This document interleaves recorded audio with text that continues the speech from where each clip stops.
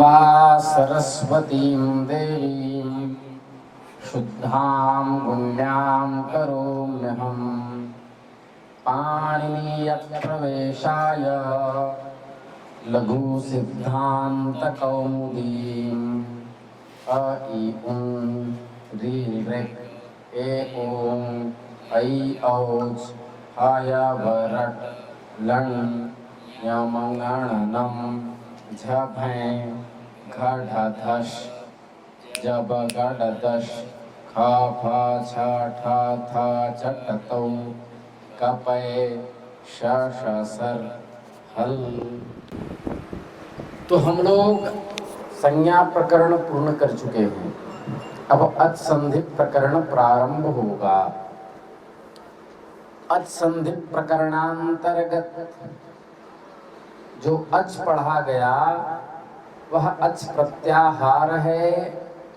आदिरंत्येन सहेता सूत्र की सहायता से अच कहने से अ इ उ री ऋ ए ओ ऐ औ इतने का ग्रहण होता है।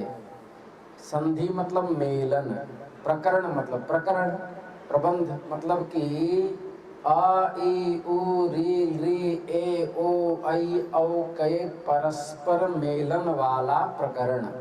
दोनों में जो संधियां कैसे होती है इसको इस प्रकरण में जानेंगे। इस प्रकरण में अच यानी स्वर वर्ण यानी अ इ उ ऋ ऋ ए ओ ऐ औ के मध्य संधि मेल बताया जाएगा। उसमें से प्रथम सूत्र आया इको यणचि, यह सूत्र आया। ये क्या करता है बोले यण आदेश विधायकम विधि सूत्रम। ये यण का आदेश करता है। यण कितने हैं? या व र और ल, ये क्या हैं? यण हैं।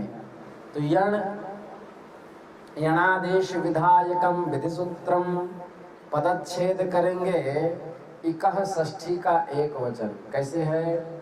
इका इक इकौ इकह इकम इकौ इकह इका इक्भ्याम इक्भिः इके इक्भ्याम इक्भ्यः इकह इक्भ्याम इक्भ्यः इकह इकोः इकाम इकी इकोः इक्षु हे इक हे इकौ हे इकह। ऐसे तो इकह यहाँ जो है वो इक का षष्ठ्यैक वचन में इकह बना। तो इकह मतलब षष्ठी का एक वचन। यण हुआ प्रथमा का एक वचन। यण यणौ यणः यणं यणौ यणः यणा यण्भ्यां यण्भिः यणे यण्भ्यां यण्भ्यः यणः यण्भ्यां यण्भ्यः यणः यणोः यणां यण यणोः यणशु। ठीक है। हे यण हे यणौ हे यणः, कहाँ का हुआ यण? प्रथमा का एक वचन। फिर आया यण आ गया। तो अची आया सप्तमी का एक वचन। देखो ये कैसे रहते हैं। अच अचौ अचः अचम अचौ अचः अचा अभ्याम अजभिः अचे अजभ्याम अजभ्यः अचः अचोः अचाम अचि अचोः अक्षु हे अच हे अचौ हे अचः। ऐसे रूप बना। तो अच का सप्तमी का एक वचन बना अचि। जो समझ में नहीं आए वही पढ़ना चाहिए। जो समझ में आता है उसको पढ़ने की क्या आवश्यकता, वो तो अपने आप आ जाएगा। उनको समझ में नहीं आता है व्याकरण नहीं पढ़ेंगे। जो समझ में नहीं आया वही तो पढ़ा जाता है। हम वही ग्रंथ पढ़ते हैं जो हमारे पल्ले नहीं पढ़ता। तो अचि सप्तमी का एक वचन। अचि यह भाव सप्तम्यंत है। संहितायाम एक सूत्र है, संहितायाम अष्टाध्यायी में उसका अधिकार आ रहा है। इस सूत्र में भी उसका पावर रहेगा।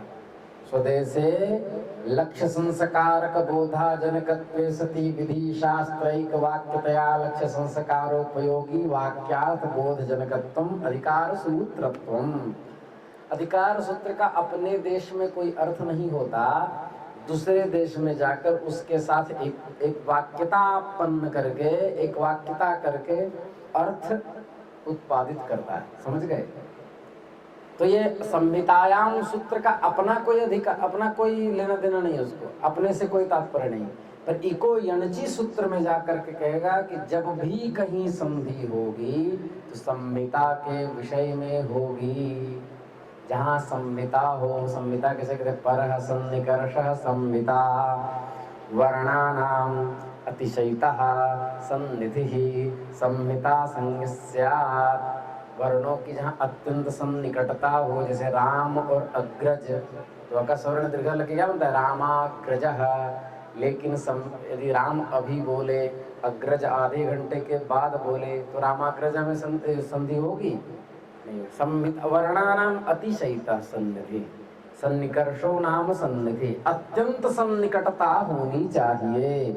मैंने राम बोले तत्काल अर्धमात्र शून्यत्वावच्छिन्न काल परंपरा में तत्काल अग्रज शब्द की निष्पत्ति करेंगे, तब रामाग्रज बनेगा। 1 मिनट भी लेट किया अग्रज बोलने में तो फिर संहिता नहीं होगी। संहिता नहीं, संहिता नो चेत संधि अपि नहीं हुआ, संधि भी नहीं होगा। समझ गए? ये समझ में आ गया? क्यों कहते समझ में नहीं आता? सही है। तो अचि यह भाव सप्तम्यंत है, संहितायाम यह विषय सप्तम्यंत है। संहितायाम सूत्र का अधिकार चला आ रहा है। अब महर्षि पाणिनि ने सूत्र के अर्थों के ज्ञान के लिए कुछ आवश्यक नियम बताए हैं। पहला नियम, षष्ठी स्थाने योगा, अनिर्धारित संबंध विशेषा षष्ठी स्थाने योगा बोध्या। जहां पर भी अनिर्धारित संबंध हो वहां षष्ठी का अर्थ करना है के स्थान में। षष्ठी का क्या अर्थ होगा? के स्थान में। इकह क्या है? षष्ठी। तो इकह का क्या अर्थ होगा? इक के स्थान में। लग गया अर्थ? जहां षष्ठी होगी वहां क्या अर्थ करेंगे? के स्थान में, मतलब इक के स्थान में। पाणिनि जी ने दूसरा नियम बनाया, जहां प्रथमा होगी वो आदेश होगा। यण प्रथमा है, यण आदेश होता है। षष्ठी का अर्थ होगा के स्थान में, तो इक में षष्ठी का अर्थ के स्थान में, इक ले लिए, इक के स्थान में। यण प्रथमा हुआ, आदेश होता है, यण आदेश होता है। सप्तमी वैषयिक सप्तमी होगा तो विषय में। औपश्लेषिकाधिकरण सप्तमी होगा तो उपश्लेष संबंध औपश्लेषिका। तो जैसे पर सप्तमी भी होता है, तो सप्तमी का अर्थ होगा परे रहते। अची में सप्तमी क्या अर्थ होगा? अच परे रहते। अर्थ निकल गया कि नहीं? इक के स्थान में यन होता है या यन आदेश होता है, अच परे रहते। संहितायाम रूप कैसे बनेगा? संहिता, संहिते, संहिताः, रमा की तरह। संहिताम, संहिते, संहिताः, संहितया, संहिताभ्याम, संहिताभिः, संहितायै, संहिताभ्याम, संहिताभ्यः, संहितायाः, संहिताभ्याम, संहिताभ्यः, संहितायाः, संहितयोः, संहितानां, संहितायां, संहितयोः, संहितासु, हे संहिते, हे संहिते, हे संहिताः। तो संहिता का सप्तमी का एक वचन हुआ संहितायाम। क्या हुआ? अर्थ क्या हुआ? यहाँ पर जो सप्तमी है वह वैषयिक सप्तमी है। औपश्लेषिकाधिकरण वैषयिक अभिव्यापकश्चेत्याधारस्त्रिधा कारक प्रकरण में लिखा। संहिता के विषय में माने परः सन्निकर्षः संहिता होनी चाहिए। तो षष्ठी के स्थान में सप्तमी परे रहते, तस्माद् इत्युत्तरस्य की सहायता से पंचमी का अर्थ होगा से परे, और प्रथमा का अर्थ होगा आदेश होता है। मोबाइल चलाने से आंख खराब हो रहा है। इक के स्थान में यण होता है, अच परे रहते संहिता के विषय में। ठीक है। फिर कहा संहिता क्या है? था इसका प्रयोजन क्या है, संहिता क्यों लिखे, what is the reason of संहिता, संहिता लिखे क्यों। तो बोल रहे हैं परः सन्निकर्ष संहिता सूत्र के अनुसार दो वर्णों के मध्य अर्धमात्रा कालिक व्यवधान ही सहने योग्य है, उससे अधिक व्यवधान हो। अर्धमात्रा मतलब बोले कि नहीं, तो इसमें आधा मात्रा का यूज हुआ। आधा मात्रा बोलने में जो काल लगा है उतना ही काल लगाएंगे तब संहिता होगी, उससे ज्यादा होगा तो संहिता फेल हो जाएगी, समझ गए। तो अर्धमात्रा कालिक व्यवधान ही सोहने योग्य है, उससे अधिक नहीं। तब उस दो वर्णों के मध्य सन्निधि की संहिता संज्ञा होगी और संधि संहिता में ही होती है। ठीक है, चलिए हम लोग तृतीय खंड सिद्धांत कौमुदी, वहां लिखा है संहिता एक पदे नित्या, नित्या धातु उपसर्गयोः, नित्या समासे वाक्ये तु सा विवक्षाम अपेक्षते। संहिता कहाँ कहाँ नित्य होती है, कहाँ कहाँ वैकल्पिक होती है। वह संहिता एक पदे नित्य, एक पद में, अखंड पद में संहिता नित्य होती है, मतलब दोनों जुड़ी रहेगी, वहां पर संधि आराम से होती। ठीक है, नित्या धातु उपसर्गयोः, धातु और उपसर्ग के मध्य संहिता नित्य होती है। और समास में भी संहिता नित्या समासे, लेकिन वाक्ये तु सा विवक्षाम अपेक्षते, वह सा संहिता वाक्ये विवक्षाम अपेक्षते, अपेक्षा क्रियते। वाक्य जहाँ बोलेंगे वहाँ संहिता वैकल्पिक होती है, वक्ता के इच्छा के अनुसार होती है। विवक्षा मतलब वक्तुम इच्छा विवक्षा, वह चाहे तो संधि करेगा, चाहे तो नहीं करेगा। उदाहरण दिया, जैसे रामस्य अग्रजः पुस्तकम पठति, राम का बड़ा भाई पुस्तक पढ़ता है। तो रामस्य अग्रजः बोला, ये वाक्य हो गया, वाक्य हुआ कि नहीं, एक तिंगम वाक्य, वाक्य हो गया। लेकिन कोई ऐसा भी कह सकता है, दोनों में संधि भी हो सकती है, रामस्याग्रजः, रामस्याग्रजः पुस्तकम पठति, अकसवर्ण दीर्घ करके। संहिता वैकल्पिक है वाक्य में, इच्छा वक्ता की, होगा भी नहीं भी। इसका मतलब क्या हुआ कि जब श्लोक बोलते हैं तो तोड़ भी सकते हैं, नहीं भी तोड़ सकते हैं। ठीक है, जैसे वागर्था इव संपृक्तौ, ऐसे भी कर सकते हैं, वागर्थव इव संपृक्तौ, समझ गए। वागर्थौ प्रतिपत्तये जगतः पितरौ वंदे पार्वती परमेश्वरौ। कहाँ आया, कहाँ आया, ले रघुवंश का है। अच्छा, तो उधर क्या देखो, तो शुद्ध्युपास्य 4 साल से आप लोग पढ़ रहे हैं, अब कितनी बार लघु कौमुदी प्रारंभ करेंगे भगवान जाने। शुद्ध्युपास्य, शुद्धिभिः उपास्य, विद्वानों के द्वारा उपासनीय। सुधि मतलब सुष्ठु ध्यायते, इति सुधि ही, जो अच्छी प्रकार से चिंतन करने वाला। कौन होता है, लाश झोंकने वाला। अच्छी प्रकार से चिंतन कौन करता है, विद्वान। मूर्ख करेगा क्या। तो सुधि भी उपास्य, उपपूर्वक आस उपवेशने धातु है भैया, तो रिहलोर न्यत, तो सुधि भी उपास्य, विद्वान, सुधि माने विद्वान, सुधि भी माने विद्वानों के द्वारा उपास्य मतलब उपासना के योग्य। कौन है, श्री कृष्ण।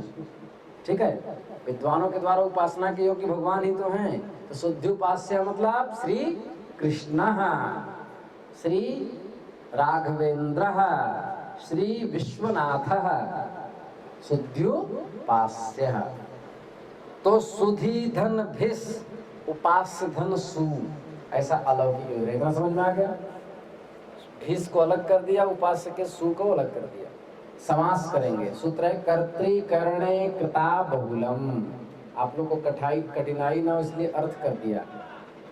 कर्ता और करण अर्थ में हुए तृतीयांत समर्थ सुबंत, ये तृतीयांत समर्थ सुबंत हुआ सुधीभिस, उसका कृदंत प्रकृतिक समर्थ सुबंत, उपास्य में उपपूर्वक आस उपवेशने धातु से जो न्यत प्रत्यय हुआ है वो न्यत वाला यह है, वो कृदंत का प्रत्यय है। तो कृदंत की प्रकृति हुई उपास, पूरी हुई उपास्य, समर्थ सुबंत हुआ उपास्य सु। तो कर्ता और करण अर्थ में सुधि उपास्य मतलब विद्वानों के द्वारा उपासना योग्य प्रथमा के एक वचन में क्या हुआ? श्री कृष्ण, तो ये कर्ता हुआ। शुद्ध्युपास्य वेणुम वादयति बन सकता है कि नहीं? अतः श्री कृष्ण वेणुम वादयति, श्री कृष्ण वेणु बजाते हैं। शुद्ध्युपास्य तो कर्ता हुआ कि नहीं हुआ? तो कर्ता अर्थ में, यहाँ करण अर्थ में नहीं, कर्ता अर्थ में यहाँ तृतीयांत समर्थ सुबंत सुधीभिस का उपाससु ऐसा कृदंत प्रकृतिक समर्थ सुबंत के साथ समास हुआ। समास का फल क्या है? लिख तद्धित समासाश्च, कृदंत तद्धितांत और समास की प्रातिपदिक संज्ञा होती है। तो इस पूरे की क्या हो गई? प्रातिपदिक संज्ञा। किसकी किसकी? सुधी भिस उपास्य सु, इस पूरे समुदाय की क्या हुई? प्रातिपदिक संज्ञा। प्रातिपदिक संज्ञा का क्या फल है? या संज्ञा सा सा फलवती, क्या फल है? सुपो धातु प्रातिपदिकयोः, धातु और प्रातिपदिक का अवयव जो सु अवजस अम औट षष्टाभ्याम भिस्ङेभ्याम ढस्ङसिभ्याम ढस्ङस ओस आम नी ओस सुप, उसका लुक होता है। तो प्रातिपदिक का पूरे की प्रातिपदिक संज्ञा, प्रातिपदिक का अवयव भिस और सु, उसका क्या हो जाएगा? लुक। क्या हो जाएगा? लुक। लुक मतलब जय सिया राम। तो भिस खत्म सु खत्म, क्या बना? सुधी उपास्य। क्या बना? सुधी उपास्य। इतना समझ में आ गया? ये नहीं पढ़ाते हैं कोई, हैं? स्वामी जी पढ़ा रहे हैं। तो सुधी धन उपास्य। अब इको यणची हमें लगाना है, इक आदिगंतेन सहायता की सहायता से। इक मतलब ई उ री री, ये क्या हुआ? इक। तो सुधी उपास्य में इक कहाँ कहाँ है? स का उ इक है, तो अच परे रहते मांगा है ना। स का उ इक है तो ध का ई अच है कि नहीं है? परे है कि नहीं? ध का भले व्यवधान है किंतु परे है कि नहीं है? तुम हमसे परे हो कि नहीं? उधर हमसे परे है, देखो ठीक है। धी का ई हुआ इक तो उपास्य का उ अच परे है। उपास्य का उ हुआ इक तो पास्य का पा का आ परे है। इतने परे हैं, तीन इक हैं इसमें। सु का उ, धी का ई, उपास्य का उ, तीन इक हैं। सु के उ से परे धी का ई है अच, धी के ई से परे उपास्य का उ है अच, उपास्य का उ इक रूपी परे, उससे पकारोत्तरवर्ती आकार रूपी अच है पर में। तो अब यण कहाँ होगा? ये तो अनियम हो गया ना, तीन तीन इक, सबके परे परे अच है, तर्हि अत्र किम कर्तव्यम? तो अनियम हो गया। और अनियमे नियमकारिणी परिभाषा, जहाँ अनियम होता है वहाँ नियम करने के लिए परिभाषा सूत्र की निष्पत्ति होती है। परिभाषा सूत्र कौन है? तस्मिन् इति निर्दिष्टे पूर्वस्य। इसको कल पढ़ाएंगे, धीरे धीरे लगाते जाओ। नत्वा सरस्वतीं देवीं शुद्धां पुण्यां करोम्यहं, पाणिनीयप्रवेशाय लघुसिद्धान्तकौमुदी।